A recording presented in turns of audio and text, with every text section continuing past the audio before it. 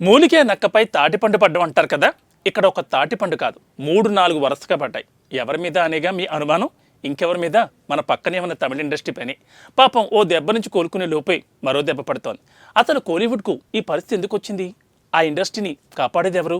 ఏదో ఒక cinema misfire అయిందంటే ఏమో అనుకోవచ్చు, కానీ వరుసగా వచ్చిన భారీ సినిమాలన్నీ మిస్ఫైర్ అవుతున్నాయంటే అసలు సమస్య ఎక్కడుందో కనుక్కోవడంలో కోలీవుడ్ దారుణంగా విఫలమవుతుందనే విమర్శలు చాలా రోజులుగా వినిపిస్తూనే ఉన్నాయి.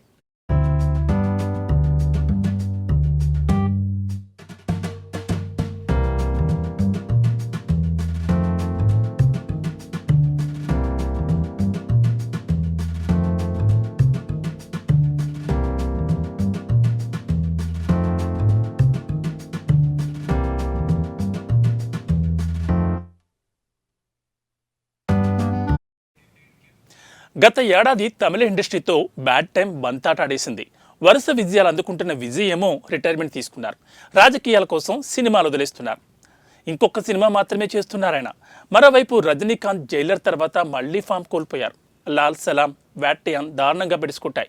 విక్రమ్తో కంబ్యాక్ ఇచ్చిన కమల్ ఇండియన్ 2తో గోబ్యాక్ అయిపోయారు. తమిళ ఇండస్ట్రీ బాహుబలి అంటూ కంగుబాను 2 ఏళ్లుగా భుజాన మోసింది కోలీవుడ్.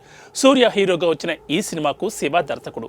భారీ అంచనాలతో వచ్చిన కంగుబా దాదాపు 130 కోట్లకు పైగా నష్టాలతో ఇండియాస్ బిగ్గెస్ట్ డిజాస్టర్గా నిలిచిపోయింది. దీంతో తమిళ ఇండస్ట్రీ కష్టాలు డబుల్ అయ్యాయి. విక్రమ్ తంగలాన్ సైతం ఆడియన్స్ను నిరాశపరిచింది. ఈ మధ్యకాలంలో కోలీవుడ్కు ఊరటనిచ్చిన సినిమా అమరన్ మాత్రమే. శివకార్తికేయన్ హీరోగా వచ్చిన ఈ చిత్రం 300 కోట్లకు పైగా వసూలు చేసి బ్లాక్ బస్టర్గా నిలిచింది. పొంగల్కి వస్తుందనుకున్న విడాముయార్చి కూడా పోస్ట్ పోన్ అయింది.